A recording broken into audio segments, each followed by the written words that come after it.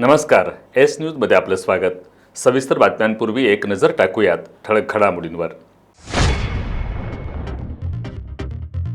मुख्यमंत्री सौर कृषी वाहिनी योजनेच्या माध्यमातून कोल्हापूर आणि सांगली जिल्ह्यात सौर ऊर्जेचे 20 प्रकल्प कार्यान्वित. 34,161 शेतकऱ्यांना शेतीसाठी दिवसा वीज पुरवठा सुरू.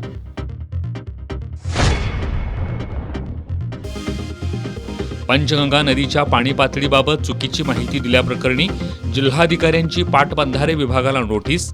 खुलासा सादर करण्याचे दिले आदेश.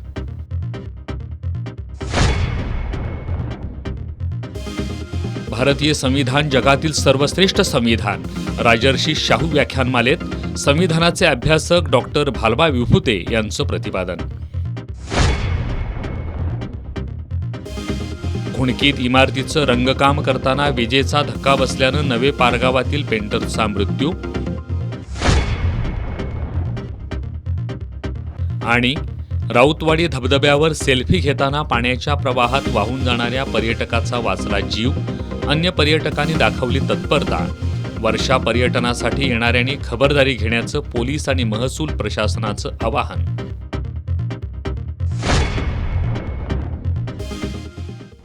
हे आहे GTPL SPN डिजिटल नेटवर्क आणि आपण पाहत आहात चॅनल एस.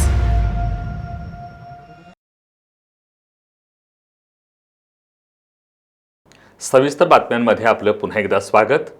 मुख्यमंत्री सौर कृषी वाहिनी योजनेच्या माध्यमातून तब्बल 102 मेगावॅट सौर ऊर्जेची निर्मिती होतीये.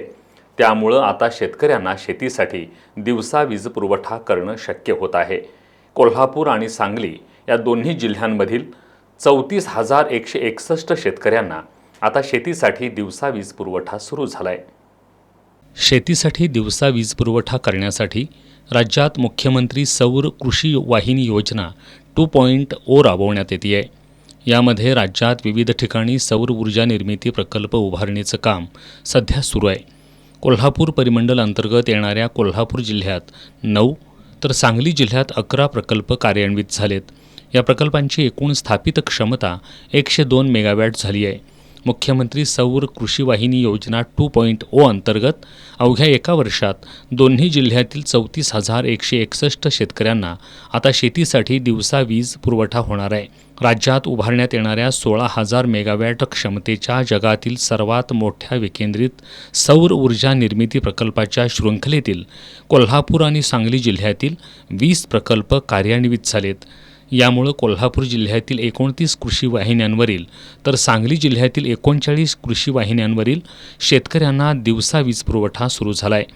सौर ऊर्जा प्रकल्प हा फायद्याचा असून यामुळे कमी दाबाच्या तक्रारी दूर होणार आहेत. या योजनेमुळे स्थानिक पातळीवर रोजगार निर्मितीसाठीही चालना मिळणार आहे. तसंच येत्या काही वर्षात विजेचे दरही कमी होण्यास मदत होईल असा विश्वास महावितरणचे मुख्य अभियंता स्वप्नील काटकर यांनी व्यक्त केला.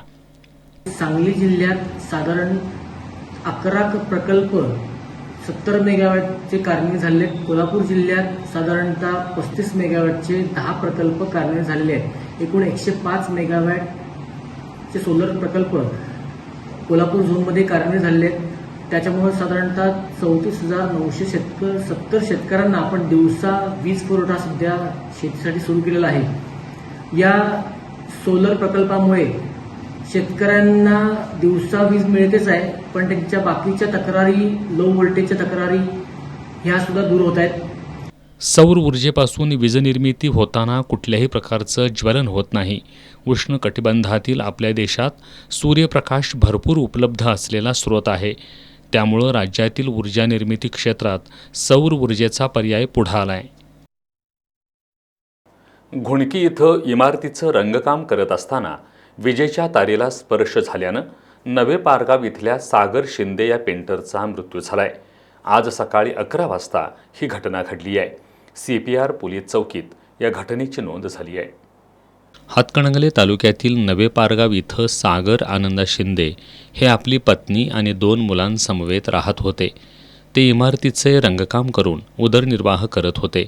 आज सकाळी आपल्या मित्रांसमवेत घुणकी इथल्या एका इमारतीचं रंगकाम करण्यासाठी ते गेले होते.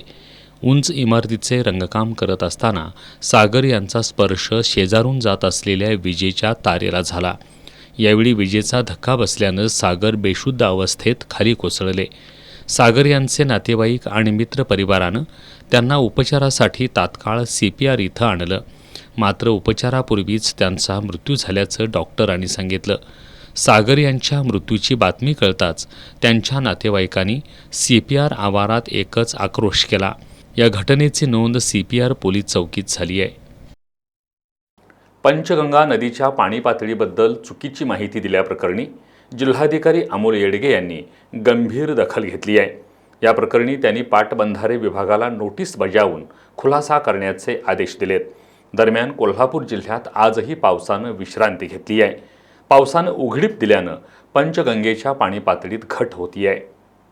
कोल्हापूर जिल्ह्यात आज सकाळपासून पावसाची उघडीप राहिली. पावसानं उघडीप दिल्यानं पंचगंगेची पाणी पातळीही कमी होत आहे. आज सायंकाळी 5 वाजता पंचगंगेची पाणी पातळी 26 फूट 2 इंचांवर होती.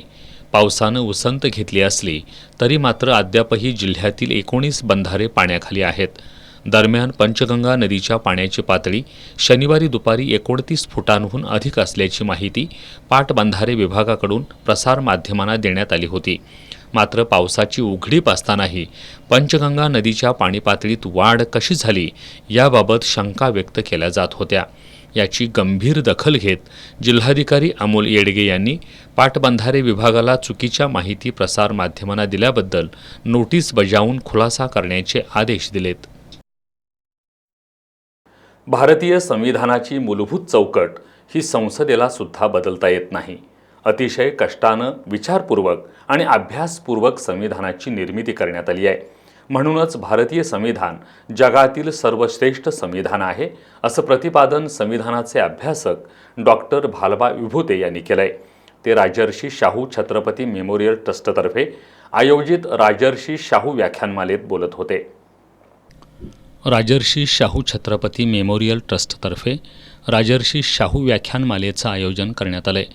यामध्ये भारतीय संविधानाची निर्मिती प्रक्रिया आणि तिचं स्वरूप या विषयावर संविधान अभ्यासक डॉक्टर भालबा विभुते यांनी विचार मांडले. यावेळी बोलताना त्यांनी 25 नोव्हेंबर 1949 या संविधान सभेतील डॉक्टर बाबासाहेब आंबेडकर यांच्या भाषणाची सविस्तर माहिती दिली. संविधान निर्मितीसाठी एकूण 22 कमिट्या नेमण्यात आल्या होत्या. यातील सर्वात महत्त्वाची कमिटी ही मसुदा कमिटी होती. त्याचे अध्यक्ष डॉक्टर बाबासाहेब आंबेडकर होते. सगळ्यात जास्त काम आणि जबाबदारी याच कमिटीवर होती आणि अध्यक्ष या नात्यानं हे शिवधनुष्य डॉक्टर आंबेडकरांनी यशस्वीरित्या पेललं. म्हणूनच त्यांना भारतीय घटनेचे शिल्पकार ही बिरुदावली मिळाल्याचं त्यांनी सांगितलं. संविधान सभेत फक्त उद्देशिकावर 6 दिवस चर्चा सुरू होती. यासह घटना कुणाला अर्पण करत आहोत यावर सुद्धा मोठी चर्चा झाली होती. HV कामत नावाचे एक सदस्य होते. त्यांनी संविधानिक म्हणजे मसुदा समितीनं जी उद्देशिका तयार केलेली होती, we the people of India, आम्ही भारताचे लोक, तर त्यांनी ती संपूर्ण मसुदा ठीक आहे, परंतु त्याची सुरुवात in the grace of God अशी सुरुवात करावी सांगितली.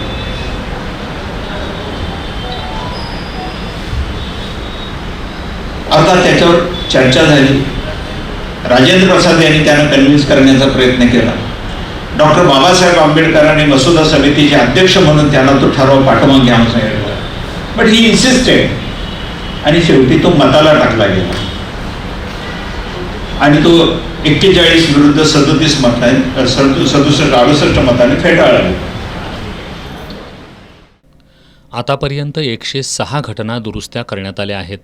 यातील केशवानंद भारती केसमध्ये संविधानाची मूलभूत चौकट ही संकल्पना पुढं आली आहे. या चौकटीला संसदेला सुद्धा बदलता येणार नाही असं न्यायालयानं स्पष्ट केलं. अतिशय कष्टानं, विचारपूर्वक आणि अभ्यासपूर्वक संविधानाची निर्मिती करण्यात आली आहे. त्यामुळं भारतीय संविधान जगातील सर्वश्रेष्ठ संविधान आहे असं प्रतिपादनही त्यांनी केलं. महत्वाच्या टप्प्यावर जगातले एक सर्वश्रेष्ठ संविधान म्हणून त्याच्याकडे पाहिलं जातं. जगातल्या सगळ्या संविधानाचा अभ्यास करून तयार झालेले संविधान आणि जगातले एक सर्वश्रेष्ठ संविधान म्हणून आपण पाहतो. आणि आजच्या स्वरूपामध्ये हे संविधान सर्वश्रेष्ठ आहे आणि ते संविधान चांगल्या पद्धतीनं राबवले गेल्यामुळं काही लूपहोल्स त्याच्यामधले आहेत. काही त्रुटी त्याच्यामध्ये आपल्याला दिसून येईल, परंतु त्याच्यामुळे सुद्धा या देशामध्ये आपल्याकडे लोकशाहीचं चांगल्या पद्धतीचं वातावरण राहिलेलं दिसून येतं.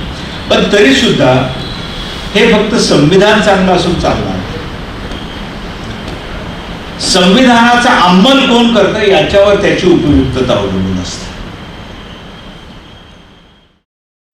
ज्येष्ठ राज्यशास्त्र अभ्यासक डॉक्टर अशोक चौसाळकर यांनी अध्यक्षीय मनोगतात अमेरिका, इंग्लंड आणि भारत सोडून अनेक देशांच्या घटनेत अनेक वेळा बदल झालाय, मात्र भारताची घटना 75 वर्षे टिकून असल्याचं सांगितलं.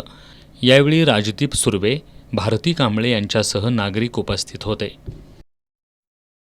छत्रपती प्रमिलाराजे सर्वोपचार रुग्णालयात सध्या डागडुजीचं काम सुरू आहे. मात्र हे काम अत्यंत संथ गतीनं सुरू असल्यानं CPRच्या आवारात सर्वत्र चिखल झालाय. यामुळं रुग्णांच्या नातेवाईकांची गैरसोय होती आहे. CPR आवारातील उर्वरित कॉन्क्रिटीकरणाचं काम लवकर पूर्ण करावं अशी मागणी रुग्णांच्या नातेवाईकांकडून होती आहे. छत्रपती प्रमिलाराजे सर्वोपचार रुग्णालयात सध्या जुन्या अपघात विभागाचं नूतनीकरण करण्याबरोबरच अनेक इमारतींच्या डागडुजीचं काम सुरू आहे. जुन्या इमारतीसमोरचं काँक्रिटीकरण पूर्ण केलंय. मात्र अधिष्ठाता कार्यालयाच्या मागं असलेल्या प्रसूती विभाग, अपघात विभाग आणि शवविच्छेदन गृहाकडे जाणाऱ्या रस्त्यांचं काम अद्याप करण्यात आलेलं नाही. CPRमध्ये सध्या सुरू असलेलं काम अत्यंत संथ गतीनं सुरू आहे. CPR आवारात बांधकामाचं साहित्य मोठ्या प्रमाणात पडलंय, त्यामुळं लोकांची गैरसोय होती आहे. त्यातच पाऊस सुरू असल्यानं CPR आवारात सर्वत्र चिखल झाला असून अनेक मोठी वाहनं चिखलात रुतून बसत आहेत. त्यामुळं CPR आवारातील उर्वरित काँक्रिटीकरणाचं काम जलद गतीनं करण्यात यावं आणि रुग्ण आणि नातेवाईकांची होणारी गैरसोय टाळावी अशी मागणी रुग्णांच्या नातेवाईकांकडून होत आहे. भुदरगड तालुक्यातील देवकेवाडी इथल्या अमित तानाजी रोकडे या युवकानं शनिवारी रात्री 9 वाजता कूर पुलावरून वेदगंगा नदीत उडी मारली. या घटनेच्या प्रत्यक्षदर्शींनी याबाबतची माहिती तात्काळ पोलिसांना दिली. या घटनेची गंभीर दखल घेत आज सकाळी जिल्हा आपत्ती व्यवस्थापन पथकानं वेदगंगा नदीपात्रात युवकाचा शोध सुरू केला असून सायंकाळपर्यंत त्याचा ठावठिकाणा लागला नव्हता. कोल्हापूर महानगरपालिकेच्या अतिक्रमण निर्मूलन विभागाच्या वतीनं महाद्वार रोड, ताराबाई रोड, पापाची तिकटी, गंगावेश आणि रंकाळा या परिसरातली अतिक्रमणं काढण्यात आली. या कारवाईत अनधिकृत दुकानं आणि फेरीवाले यांच्यावर कारवाई करून मोठ्या प्रमाणात साहित्य जप्त करण्यात आलंय. कोल्हापूर महानगरपालिकेच्या अतिक्रमण निर्मूलन विभागामार्फत महाद्वार रोड, ताराबाई रोड, पापाची तिकटी, गंगावेश आणि रंकाळा या परिसरातील अतिक्रमणं काढण्यात आली. या कारवाईत 43 छपऱ्या, 1 स्टील हातगाडी, 18 लोखंडी जाळ्या यासह अन्य साहित्य जप्त करण्यात आलंय. कोल्हापूर शहरामध्ये अनधिकृत फेरीवाले आणि रोडवरील दुकानांबाहेरील असलेल्या अनधिकृत शेडवर महानगरपालिकेच्या अतिक्रमण निर्मूलन विभागामार्फत कडक कारवाई करण्यात येणार आहे. त्यामुळं दुकानदारांनी आणि फेरीवाल्यांनी आपले अतिक्रमण स्वतःहून काढून घ्यावं असं आवाहन महानगरपालिकेच्या वतीनं करण्यात आलं आहे. ही कारवाई अतिक्रमण निर्मूलन विभागाचे अधीक्षक विलास साळुंखे, सहाय्यक अधीक्षक प्रफुल्ल कांबळे, मुकादम रवींद्र कांबळे आणि कर्मचाऱ्यांच्या मार्फत करण्यात आली. संक्रमणाच्या काळात आता प्रस्थापित व्यवस्था सक्रिय झाली असताना हा सगळा प्रकार थोपवायचा असेल तर राजर्षी छत्रपती शाहू महाराज आणि डॉक्टर बाबासाहेब आंबेडकर यांचे जातीअंताचे विचार समजून घेणं आवश्यक आहे, असं प्रतिपादन ज्येष्ठ विचारवंत प्राध्यापक किसनराव कुराडे यांनी केलं. कोल्हापुरात पुस्तक प्रकाशन कार्यक्रमावेळी ते बोलत होते. इतिहास संशोधक डॉक्टर कपिल राजहंस लिखित architect of social justice doctor Babasaheb Ambedkar's contribution to Indian society या इंग्रजी आणि सामाजिक समतेचे सैद्धांतिक आधार, राजर्षी शाहू महाराज आणि डॉक्टर बाबासाहेब आंबेडकर परस्पर संबंध या 2 वैचारिक पुस्तकांचा प्रकाशन सोहळा आयोजित करण्यात आला होता. शाहू स्मारक भवन इथं मान्यवरांच्या हस्ते या पुस्तकांचं प्रकाशन झालं. यावेळी बोलताना ज्येष्ठ विचारवंत प्राध्यापक किसनराव कुराडे यांनी संक्रमणाच्या काळात प्रस्थापित व्यवस्था सक्रिय झाली असताना आपण हा सगळा प्रकार थोपवायचा असेल तर राजर्षी छत्रपती शाहू महाराज आणि डॉक्टर बाबासाहेब आंबेडकर यांचे जातीअंताचे विचार समजून घेणं आवश्यक असल्याचं सांगितलं. निर्मिती प्रकाशनचे प्रमुख अनिल म्हामाने यांनीही मनोगत व्यक्त केलं. यावेळी रिपब्लिकन पार्टी ऑफ इंडियाचे जिल्हाध्यक्ष उत्तम कांबळे, लेखक डॉक्टर कपिल राजहंस, डॉक्टर प्रवीण कोडोलीकर, श्रावस्ती प्रकाशनच्या डॉक्टर मिनल राजहंस, डॉक्टर शोभा चाळके यांच्यासह साहित्यप्रेमी उपस्थित होते. शिवाजी विद्यापीठाचे कुलगुरू डॉक्टर दिगंबर शिर्के हे येत्या 30 जून रोजी विद्यापीठाच्या संख्याशास्त्र अधिविभागाचे प्राध्यापक म्हणून सेवानिवृत्त होत आहेत. या निमित्तानं विद्यापीठात सुरू असलेल्या आंतरराष्ट्रीय संख्याशास्त्र परिषदेमध्ये अखेरचं सत्र हे डॉक्टर शिर्के यांच्या सन्मानार्थ आयोजित करण्यात आलं होतं. यावेळी संख्याशास्त्रज्ञांनी डॉक्टर शिर्के यांचा शैक्षणिक, संशोधीय आणि प्रशासकीय योगदानाबद्दल गौरव केला. शिवाजी विद्यापीठाच्या राजर्षी शाहू सभागृहात advances in statistical methods, data science and official statistics या विषयावरील 3 दिवसीय संख्याशास्त्र आंतरराष्ट्रीय परिषद आयोजित करण्यात आली होती. शिवाजी विद्यापीठाचे कुलगुरू डॉक्टर दिगंबर शिर्के हे येत्या 30 जून रोजी विद्यापीठाच्या संख्याशास्त्र अधिविभागाचे प्राध्यापक म्हणून निवृत्त होत आहेत. या निमित्तानं विद्यापीठात सुरू असलेल्या या परिषदेमध्ये अखेरचं सत्र हे डॉक्टर शिर्के यांच्या सन्मानार्थ आयोजित करण्यात आलं होतं. यावेळी संख्याशास्त्रज्ञांनी डॉक्टर शिर्के यांचा शैक्षणिक, संशोधनीय आणि प्रशासकीय योगदानाबद्दल गौरव केला. ज्येष्ठ संख्याशास्त्रज्ञ प्राध्यापक R.N. रट्टेहळ्ळी यांच्या हस्ते डॉक्टर शिर्के यांचा सपत्नीक सत्कार करण्यात आला. यावेळी बोलताना प्राध्यापक R.N. रट्टेहळ्ळी यांनी संख्याशास्त्र अधिविभागाला डॉक्टर शिर्के यांनी खूप मोठी अकादमिक उंची प्राप्त करून दिल्याचं सांगितलं.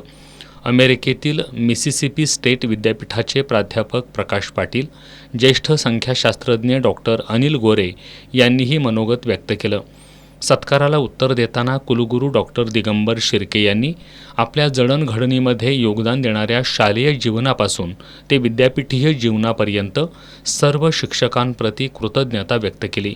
यावेळी डॉक्टर शिर्के यांचे वडील तुकाराम शिर्के, त्यांचे कुटुंबीय, संख्याशास्त्र अधिविभाग प्रमुख doctor Shashibhushan Mahadik, doctor Sukumar Rajguru, doctor Somnath Pawar, doctor Shivaji Patil, doctor Shivaji Disale, D.G. Godse, Dinesh हेलवाडे, reserve बँकेचे मधुसूदन अडकी, प्राध्यापक B.V. धांद्रा आदी उपस्थित होते. काही दिवसांपूर्वी भारतानं ऑपरेशन सिंदूर राबवून पाकिस्तानला अद्दल घडवली आहे. ऑपरेशन सिंदूरमधील उत्कृष्ट कामगिरी केलेल्या जवानांना कोल्हापूर ते पंढरपूर असा तब्बल 250 किलोमीटरचा सायकल प्रवास करून शिवभक्त राम कारंडे हा सायकलपटू सलाम करणार आहे. या सायकल प्रवासाला त्यांनी शनिवारी दुपारी प्रारंभ केला.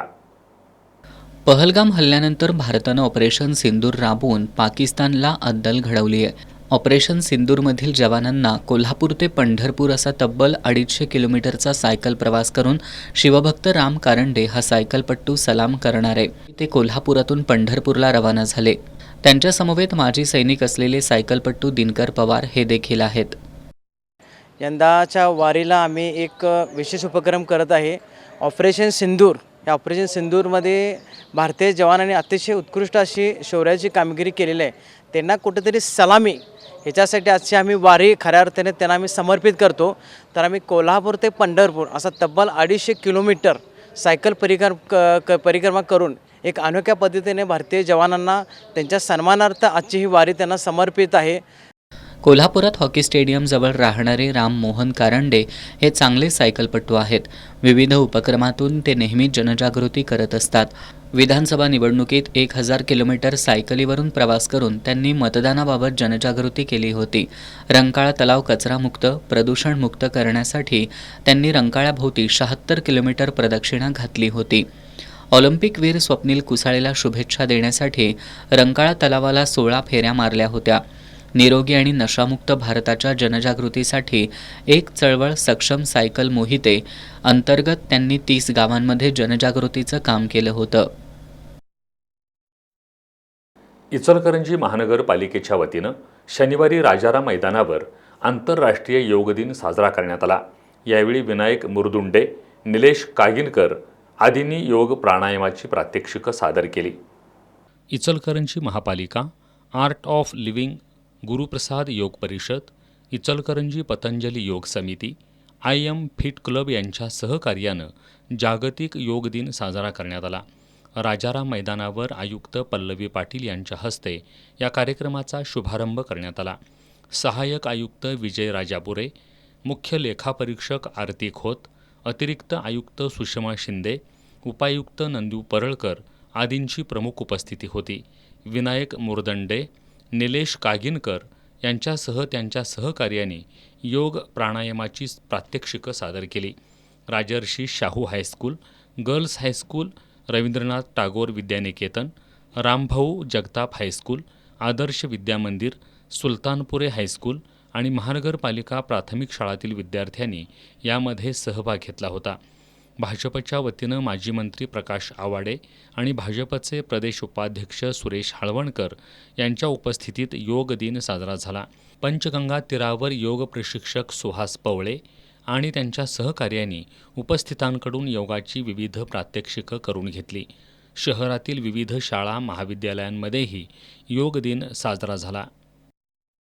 क्षयमुक्त कोल्हापूरसाठी स्नेहसंगीत प्रतिज्ञा संस्थेचा उपक्रम स्तुत्य आहे. संगीत मैफिलीच्या माध्यमातून क्षयग्रस्त रुग्णांना आधार देणारा हा देशातील पहिला उपक्रम असेल, असे गौरवोद्गार जिल्हाधिकारी अमोल येडगे यांनी काढले. या उपक्रमाच्या शुभारंभ प्रसंगी ते बोलत होते. क्षयमुक्त कोल्हापूरसाठी स्नेहसंगीत प्रतिज्ञा संस्थेनं निक्षय गीत मैफल उपक्रमाची सुरुवात केली आहे.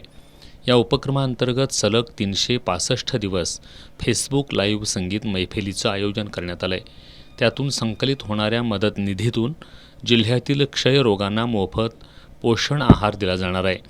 जाणीव फाउंडेशन आणि श्रीमती यमुनाबाई पाटील चॅरिटेबल ट्रस्टच्या संयुक्त विद्यमानं हा उपक्रम राबवण्यात येतोय. जागतिक संगीत दिनाचं औचित्य साधून साने गुरुजी वसाहतीमधील विकास प्रतिज्ञा स्टुडिओमध्ये जिल्हाधिकारी अमोल येडगे यांच्या हस्ते याचा शुभारंभ करण्यात आला. यावेळी बोलताना त्यांनी क्षयमुक्त कोल्हापूरसाठी स्नेहसंगीत प्रतिज्ञा संस्थेचा उपक्रम स्तुत्य असल्याचं सांगितलं. संगीत मैफिलीच्या माध्यमातून क्षयग्रस्त रुग्णांना आधार देणारा हा देशातील पहिला उपक्रम असेल, असे गौरवोद्गार त्यांनी काढले. या उपक्रमांतर्गत रोज सायंकाळी 6:30ला मैफिल होणार आहे. ही माहिती संयोजक प्रशांत जोशी यांनी दिली आहे. स्नेहसंगीत प्रतिज्ञा ही गोरगरिबांना आणि वंचितांना मदत करण्यासाठी मागील अनेक वर्षांपासून फेसबुक लाईव्ह कार्यक्रम करत आहे. आज ही संस्था गरजवंतांसाठी आधारवड बनली आहे. या शुभारंभ प्रसंगी जाणीव फाउंडेशनच्या अध्यक्षा सुषमाताई भटकडली, आरोग्य उपसंचालक डॉक्टर दिलीप माने, जिल्हा शल्य चिकित्सक डॉक्टर सुप्रिया देशमुख, जिल्हा क्षयरोग अधिकारी डॉक्टर हर्षला वेदक, पंडित कंदले, निलांबरी जाधव, सूर्यकांत पाटील बुधियाळकर, अभय देशपांडे, नरहर कुलकर्णी, मिलिंद नाईक उपस्थित होते. युनायटेड रिपब्लिकन पार्टी, बरेच काही फाउंडेशन आणि वसुंधरा बहुउद्देशीय सेवाभावी संस्था यांच्या वतीनं दिल्या जाणाऱ्या समाजभूषण पुरस्काराचं नुकतंच वितरण करण्यात आलं. कोल्हापुरातील शासकीय विश्रामगृहावर झालेल्या या कार्यक्रमात जिल्ह्यातील सामाजिक क्षेत्रात उल्लेखनीय काम करणाऱ्या 45 समाजसेवकांचा यावेळी सन्मान करण्यात आला. कोल्हापूर इथल्या शासकीय विश्रामगृह सभागृहात युनायटेड रिपब्लिकन पार्टी, बरेच काही फाउंडेशन आणि वसुंधरा बहुउद्देशीय सेवाभावी संस्थेच्या वतीनं समाजभूषण पुरस्कार वितरण सोहळा आयोजित करण्यात आला होता. यावेळी पार्टीचे संस्थापक अध्यक्ष तानसेन ननावरे यांच्यासह मान्यवरांच्या उपस्थितीत सामाजिक क्षेत्रात उल्लेखनीय काम करणाऱ्या कोल्हापूर जिल्ह्यातील 45 समाजसेवकांचा, कोरोना महामारीत काम करणाऱ्या कुटुंबांचा सन्मान करण्यात आला. यावेळी ननावरे यांनी मनोगत व्यक्त केलं. याप्रसंगी राजश्री बनसोडे, पक्षाचे कोल्हापूर जिल्हाध्यक्ष अविनाश कांबळे, पृथ्वीराज कोडोलकर, अरविंद माने, संदीप सपकाळ, राजश्री बनसोडे, रवींद्र कुरणे, संदीप सपकाळ आदी उपस्थित होते. विद्यार्थ्यांनी विद्वान नव्हे तर विद्यावान बनलं पाहिजे, कारण विद्यावान विद्यार्थी आयुष्यातील सर्व परीक्षांचे अडथळे सहज पार करून यशाला गवसणी घालू शकतात, असं प्रतिपादन चाटे शिक्षण समूहाचे संस्थापक अध्यक्ष प्राध्यापक गोपीचंद चाटे यांनी केलं. चाटे शिक्षण समूहातील विविध स्पर्धा परीक्षा आणि प्रवेश परीक्षांमध्ये यशस्वी झालेल्या गुणवंत विद्यार्थ्यांच्या सत्कार प्रसंगी ते बोलत होते. MSCIT, JEE, IIT, नीट अशा विविध स्पर्धा परीक्षा आणि प्रवेश परीक्षांमध्ये चाटे शिक्षण समूहातील विद्यार्थ्यांनी उल्लेखनीय यश संपादन केलंय. या गुणवंतांचा गुणगौरव सोहळा शुक्रवारी डॉक्टर फी.टी. पाटील स्मृती भवनात आयोजित करण्यात आला होता. सुरुवातीला चाटे शिक्षण समूहाचे संस्थापक अध्यक्ष प्राध्यापक गोपीचंद चाटे, चाटे शिक्षण समूह पुणे विभागाचे संचालक प्राध्यापक फुलचंद चाटे आणि व्यवस्थापक विजय बोबडे यांचा सत्कार कोल्हापूर विभागाचे संचालक प्राध्यापक डॉक्टर भारत खराटे यांनी केला. यावेळी प्राध्यापक डॉक्टर भारत खराटे यांनी चाटे शिक्षण समूहानं विद्यार्थ्यांना आपल्या यशाचा प्रवासी बनवत आपला एक पॅटर्न तयार केल्याचं सांगितलं. विद्यार्थ्यांमधील हुशारी आम्ही अलगद हेरतो आणि त्यांना ज्ञानार्जन करण्यासाठी सर्व सोयी सुविधा उपलब्ध करून देतो. अत्यंत अनुभवी आणि तज्ज्ञ प्राध्यापक वर्ग, अत्यंत उत्कृष्ट नोट्स आणि स्टडी मटेरियल आणि भरपूर सराव याद्वारे चाटे शिक्षण समूहानं असंख्य डॉक्टर्स आणि इंजिनियर्स घडवल्याचं त्यांनी सांगितलं. प्राध्यापक गोपीचंद चाटे यांनी चाटे शिक्षण समूहाकडं आम्ही कधीच व्यवसाय म्हणून पाहत नसल्याचं सांगितलं. विद्यार्थ्यांमध्ये असणाऱ्या गुणांना मोठं करणं आणि अवगुणांना कमी करणं, ते दूर करणं आवश्यक असतं.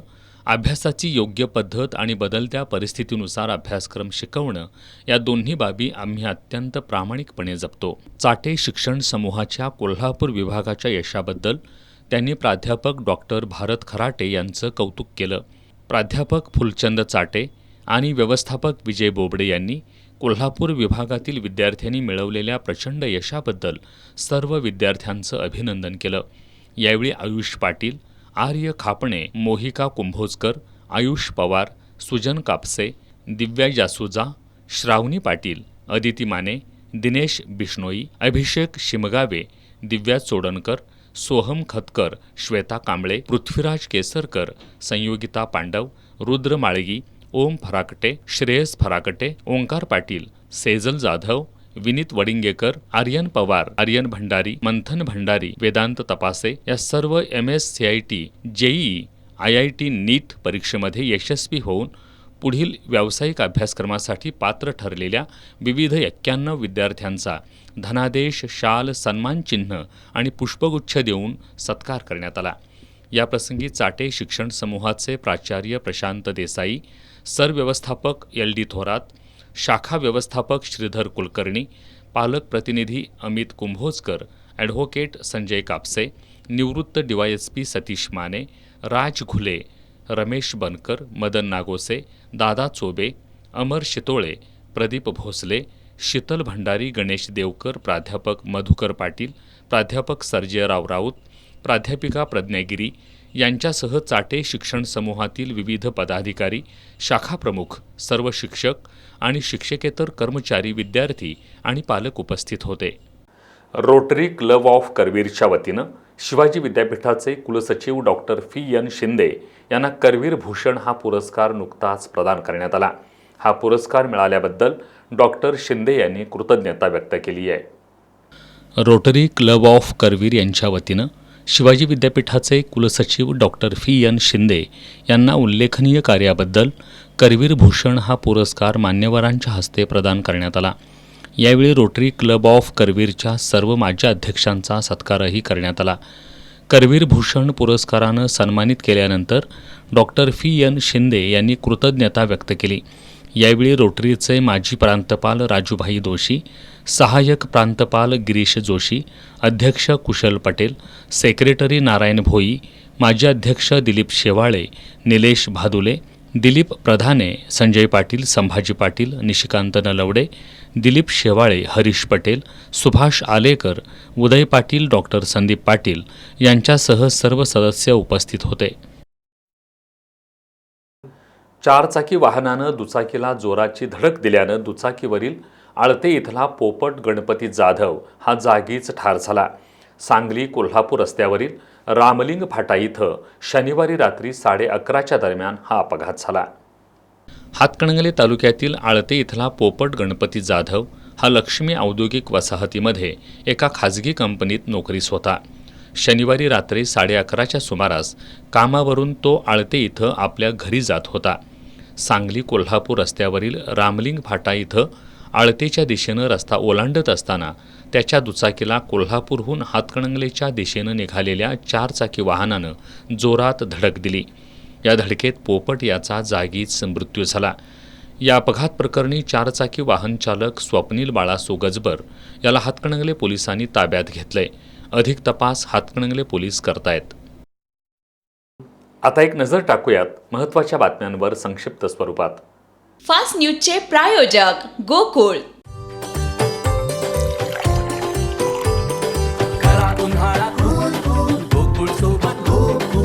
गोकुळ सोबत गोकुल. पहलगाम हल्ल्यातील अतिरेक्यांना राहायला जागा आणि जेवण देणाऱ्या दोघांना अटक. राष्ट्रीय तपास संस्थेची कारवाई. लवकरात लवकर शांतता निर्माण करण्याची गरज. अमेरिकेच्या हल्ल्यानंतर पंतप्रधान मोदींची इराणच्या राष्ट्राध्यक्षांशी चर्चा. अभिनेता सलमान खानला मेंदूशी संबंधित जीवघेणा आजार. स्वतःच केला धक्कादायक खुलासा. मुस्लिम देश गप्प राहून तमाशा बघतायत. अमेरिका कोणत्याही देशाचा नाश करू शकते. फारुख अब्दुल्लांचं मोठं वक्तव्य. मुंबईसह कोकण किनारपट्टीवर वादळी पावसाचा अंदाज. IMDचे किनारपट्टी भागात तीव्र अलर्ट. कोल्हापुरातील रंकाळा टॉवर परिसरातल्या डीमार्टच्या मागील बाजूच्या शेतवडीत आज सकाळी सडलेल्या अवस्थेतील पुरुष जातीचा बेवारस मृतदेह आढळून आला. लक्ष्मीपुरी पोलिसांनी CPR इथं या अनोळखी मृतदेहाची उत्तरीय तपासणी केली असून त्याची ओळख पटवण्याचं काम सुरू आहे. कोल्हापुरातील रंकाळा टॉवर परिसरातल्या डीमार्टच्या पिछाडीस असलेल्या शेतवडीत सडलेल्या अवस्थेतील अंदाजे 40 वर्ष वयाचा पुरुष जातीचा मृतदेह असल्याची माहिती लक्ष्मीपुरी पोलिसांना मिळाली होती. या माहितीवरून लक्ष्मीपुरीचे पोलीस निरीक्षक श्रीराम कन्हेरकर, सहाय्यक पोलीस निरीक्षक खंडू गायकवाड, पोलीस उपनिरीक्षक विठ्ठल जाधव, अंमलदार संजय कोळी, उत्तम सावरतकर, प्रीतम मिठारी यांनी घटनास्थळी धाव घेत पंचनामा केला. या अनोळखी मृतदेहाची CPR इथं उत्तरीय तपासणी करण्यात आली आहे. पोलिसांकडून या अनोळखी मृतदेहाची ओळख पटवण्याचं काम सुरू आहे. पन्हाळा तालुक्यातील सातवे इथल्या सुप्रिया हिम्मत पवार या महिलेनं शेळी मेंढी पालन उद्योगासाठी कर्ज प्रकरण उपलब्ध करून देतो, तसंच मुलीच्या शिक्षणासाठी कर्ज मंजूर करून देतो अशी आमिष दाखवून अनेकांना गंडा घातल्याचा प्रकार उघडकीस आलाय. कर्ज मंजूर करण्यासाठी प्रोसेसिंग फी म्हणून रोख आणि ऑनलाईन स्वरूपात 8,86,000 रुपये रक्कम घेऊन या महिलेनं हातकणंगले तालुक्यातील तळसंदे इथल्या 21 महिलांना फसवलंय. या प्रकरणी सुप्रिया पवार या महिलेविरोधात कोडोली पोलीस ठाण्यात गुन्हा नोंद करण्यात आलाय. पन्हाळा तालुक्यातील सातवे इथल्या सुप्रिया हिम्मत पवार हिची आळोबानाथ महिला बंदिस्त शेळी मेंढीपालन सहकारी संस्था आहे. या संस्थेच्या माध्यमातून कर्ज उपलब्ध करून देतो म्हणून तिनं अनेकांकडून 50,000पासून ते लाखांपर्यंतची रक्कम घेतली, पण कुणाचंच कर्ज प्रकरण करून दिलं नाही. हा प्रकार लोकांच्या लक्षात येताच त्यांनी तिच्याकडे पैशाचा तगादा लावला.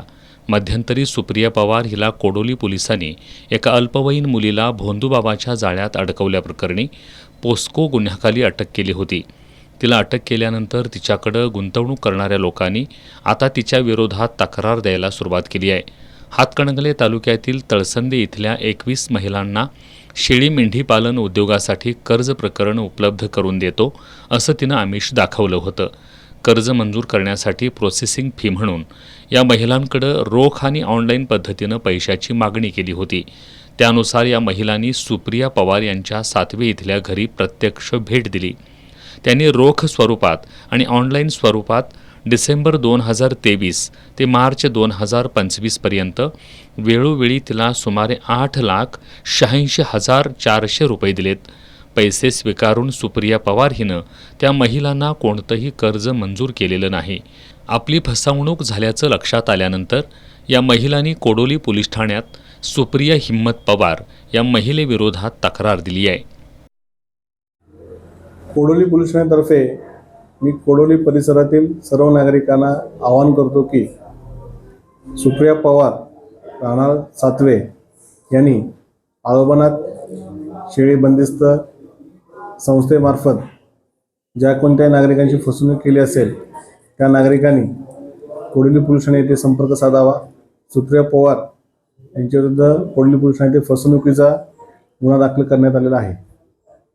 या महिलेकडून आणखी कुणाची फसवणूक झाल्यास त्यांनी कोडोली पोलिसांशी संपर्क साधण्याचं आवाहन करण्यात आलंय.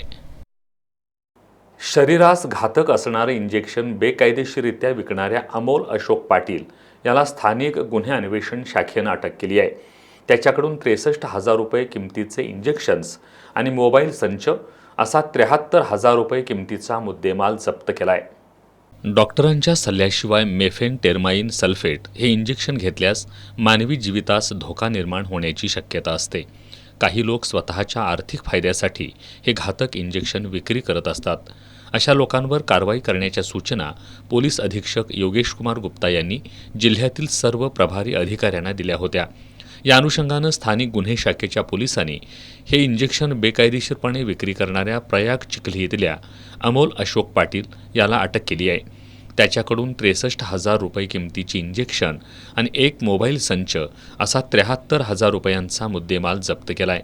पोलीस निरीक्षक रवींद्र कळमकर, पोलीस उपनिरीक्षक संतोष गळवे, पोलीस अंमलदार सत्यजित तानुगडे, वैभव पाटील, महेंद्र कोरबी, परशुराम गुजरे, संतोष बर्गे, गजानन गुरव, प्रदीप पाटील, विशाल खराडे, शिवानंद मठपती, अरविंद पाटील, राजू कांबळे, योगेश गोसावी यांनी ही कारवाई केली आहे.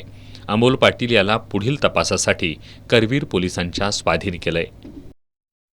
कळंबा इथल्या डायनॅमिक फिटनेस अँड जिम सेंटरमधून वैजयंती शिंदे यांचे 1.5 तोळे वजनाचे सोन्याचे मणिमंगळसूत्र चोरीस गेले. या प्रकरणी शिंदे यांनी दिलेल्या फिर्यादीवरून अज्ञाताविरोधात करवीर पोलिसात गुन्हा दाखल करण्यात आला आहे. कळंबा इथल्या कात्यायनी कॉम्प्लेक्स परिसरात वैजयंती शिंदे या आपल्या कुटुंबियांसमवेत राहतात. गावातील डायनॅमिक फिटनेस अँड जिममध्ये त्या दररोज व्यायामासाठी जातात. शुक्रवारी चेंजिंग रूममधून शिंदे यांचे 1.5 तोळे वजनाचे सोन्याचे मणिमंगळसूत्र चोरीला गेले. या प्रकरणी शिंदे यांनी दिलेल्या फिर्यादीनुसार करवीर पोलिसात अज्ञाताविरोधात गुन्हा दाखल करण्यात आला आहे. संगीत सूर्य केशवराव भोसले नाट्यगृहाच्या पुनर्बांधणीचं काम सध्या सुरू आहे. या बांधकामाकडे संबंधित अधिकारी आणि ठेकेदारांचं लक्ष नसल्यानं अनेक चुका घडल्याचं रंगकर्मींच्या निदर्शनास आलंय. बांधकाम आराखड्यात चुका न करता नाट्यगृहाचं बांधकाम दर्जेदार करून लवकरात लवकर नाट्यगृह खुलं करावं अशी मागणी रंगकर्मींकडून करण्यात आली आहे.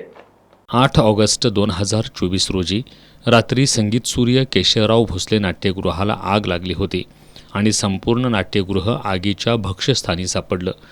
त्यानंतर राज्य शासन, स्थानिक खासदार, आमदार आणि कलाकारांच्या सहकार्यातून नाट्यगृहाच्या पुनर्बांधणीला सुरुवात झाली आहे. बांधकामाची सुरुवात झाली खरी, मात्र बांधकाम ठेका घेतलेल्या स्टकवेल कंपनीचे अधिकारी आणि महापालिकेचे अभियंता यांच्यात समन्वयाचा अभाव असल्यानं बांधकामात अनेक चुका झालेत. नाट्यगृहाच्या छताची उंची कमी असल्यानं बाल्कनीतील आसन क्षमतेवर परिणाम होणार असल्याचं प्रसाद जमदग्नी, रोहन घोरपडे, किरण चव्हाण, सुनील घोरपडे आदी रंगकर्मींच्या निदर्शनास आलंय. रंगकर्मींनी तात्काळ महापालिका प्रशासक के मंजुलक्ष्मी यांना कामातील त्रुटींबाबत निवेदन देऊन बैठक घेण्यास सांगितलंय. बांधकाम आराखड्यात चुका न करता नाट्यगृहाचं बांधकाम दर्जेदार करून लवकरात लवकर नाट्यगृह खुलं करून द्यावं अशी मागणी रंगकर्मींनी केली आहे. रंगकर्मी या नात्याने आम्ही सातत्याने या कामावर लक्ष ठेवून असतो आणि त्यानंतर जेव्हा मुख्य नाट्यगृहाच्या इमारतीचं रूफिंगचं काम चालू झालं त्यानंतर रंगकर्मींच्या आमच्या असं लक्षात आलं की वरच्या बाजूला जे अँगल बसवण्यात आलेले आहेत ते चुकीच्या पद्धतीनं बसवलेत. चुकीच्या म्हणजे तो शेवटचा जो अँगल होता त्या अँगलची खालची उंची जर विचारात घेतली तर त्या उंचीच्या खाली येणारं फॉल सिलिंग विचारात घेतलं तर कमीत कमी 50 ते 60 खुर्च्या तिथं बसू शकणार नव्हत्या. आमचं यानंतर हे म्हणणं होतं की हे जर आमच्यासारख्या की आम्ही नॉन टेक्निकल लोक आहोत आमच्या लक्षात येतं तर महानगरपालिकेचे जे अधिकारी आहेत, सुपरवायझर आहेत, त्यांच्या ही गोष्ट का लक्षात आली नाही. ही चूक कन्सल्टंटची आहे, ही चूक कॉन्ट्रॅक्टर आहे का महानगरपालिकेनं नीट सुपरविजन केलं नाही यांची आहे. या संदर्भात पुन्हा एकदा आम्ही प्रशासनाला निवेदन दिलं की या गोष्टीसाठी सर्वांची एकत्रित मिटिंग होणं गरजेचं आहे आणि त्यानुसार काल इथं केशवराव भोसले नाट्यगृहामध्ये या पद्धतीची एक मिटिंग झाली. 3 दिवसापूर्वी अगोदर पण एक मिटिंग झाली आणि ती चूक सगळ्यांच्या आम्ही लक्षात आणून दिल्यानंतर आत्ता त्या पद्धतीनं त्याची पूर्ण दुरुस्ती केलेली तुम्हाला दिसेल.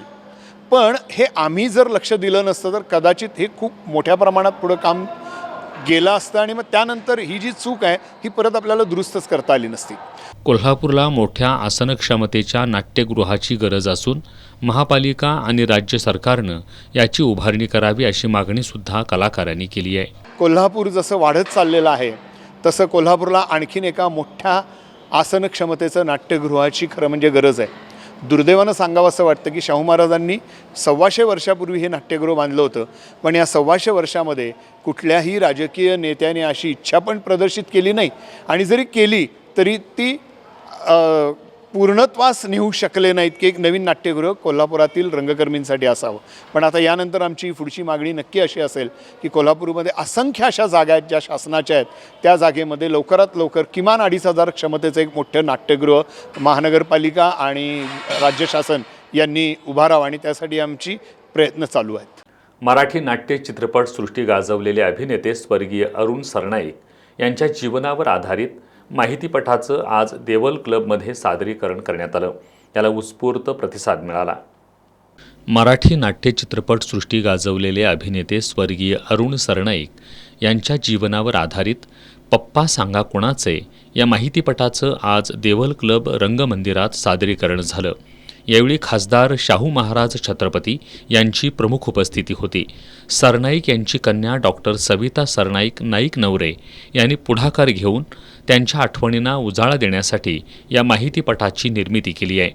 75 मिनिटांच्या या माहितीपटातून त्यांच्या कला आणि वैयक्तिक आयुष्यावर प्रकाश झोत टाकण्यात आला आहे. या माहितीपटाचं दिग्दर्शन डॉक्टर संतोष पाठारे यांनी केलं असून संकल्पना विशाखा तुंगारे देशपांडे यांची आहे. हा माहितीपट पाहून उपस्थित सर्वजण भारावून गेले.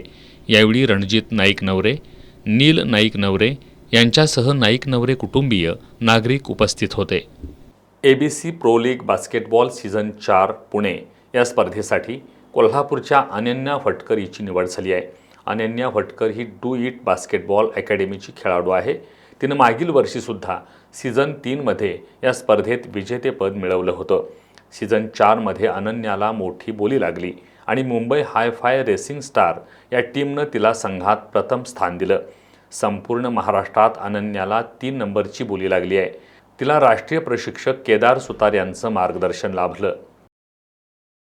आठवडाभरापासून सुरू असलेल्या मुसळधार पावसामुळं धबधबे प्रवाहित झालेत. हे धबधबे पाहण्यासाठी पर्यटक गर्दी करू लागलेत. काही अतिउत्साही पर्यटकांमुळं धबधब्यांच्या ठिकाणी अपघात घडताना पाहायला मिळत आहेत. राऊतवाडी धबधब्याच्या ठिकाणी सेल्फी काढताना एक पर्यटक पाण्याच्या प्रवाहात पडला, मात्र त्याला इतर पर्यटकांनी बाहेर काढलं. राधानगरी तालुक्यातील धबधब्यांचं सौंदर्य पाहण्यासाठी पर्यटक गर्दी करू लागलेत. तालुक्यातील सर्वच धबधब्यांना मोठ्या प्रमाणात पाणी आलं असून प्रवाह जास्त आहे. धबधबा पाहण्यासाठी दरवर्षी पर्यटक गर्दी करतात. काही जण धबधब्यात उतरून हुल्लडबाजी करताना दिसतात. शनिवारी या धबधब्यात एक पर्यटक सेल्फी काढण्यासाठी पाण्यात उतरला, मात्र पाय घसरल्याने तो पाण्यात पडला आणि प्रवाहात वाहून जाऊ लागला. यावेळी काही पर्यटक त्वरित मदतीसाठी पुढे सरसावले, मात्र पाण्याला प्रवाह असल्यानं आणि बचावासाठी कोणतीही यंत्रसामग्री नसल्यानं वाहून जाणाऱ्या व्यक्तीस वाचवताना अडचणी निर्माण झाल्या. दैव बलवत्तर म्हणून या पर्यटकांनी मोठ्या मुश्किलीने वाहून जाणाऱ्या व्यक्तीला बाहेर काढलं. धबधब्यांना प्रवाह जास्त असल्यानं पर्यटकांनी स्वतःचा जीव सांभाळून पर्यटन करावं असं आवाहन महसूल आणि पोलीस प्रशासनाकडून करण्यात आलंय. शेवटी पुन्हा एक नजर आजच्या ठळक घडामोडींवर. मुख्यमंत्री सौर कृषी वाहिनी योजनेच्या माध्यमातून कोल्हापूर आणि सांगली जिल्ह्यात सौर ऊर्जेचे 20 प्रकल्प कार्यान्वित. 34,161 शेतकऱ्यांना शेतीसाठी दिवसा वीज पुरवठा सुरू.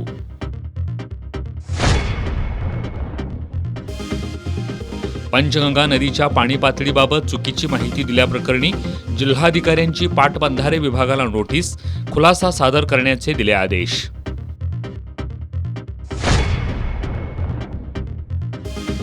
भारतीय संविधान जगातील सर्वश्रेष्ठ संविधान. राजर्षी शाहू व्याख्यानमालेत संविधानाचे अभ्यासक डॉक्टर भालबा विभुते यांचं प्रतिपादन. घुणकीत इमारतीचं रंगकाम करताना विजेचा धक्का बसल्यानं नवे पारगावातील पेंटरचा मृत्यू. आणि राऊतवाडी धबधब्यावर सेल्फी घेताना पाण्याच्या प्रवाहात वाहून जाणाऱ्या पर्यटकाचा वाचला जीव. अन्य पर्यटकांनी दाखवली तत्परता. वर्षा पर्यटनासाठी येणाऱ्यांनी खबरदारी घेण्याचं पोलीस आणि महसूल प्रशासनाचं आवाहन.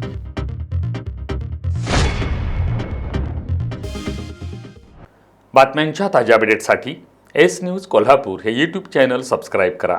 तसंच एस न्यूज कोल्हापूर या आमच्या वेबसाईटला भेट द्या. याबरोबरच हे बातमीपत्र संपलं. नमस्कार.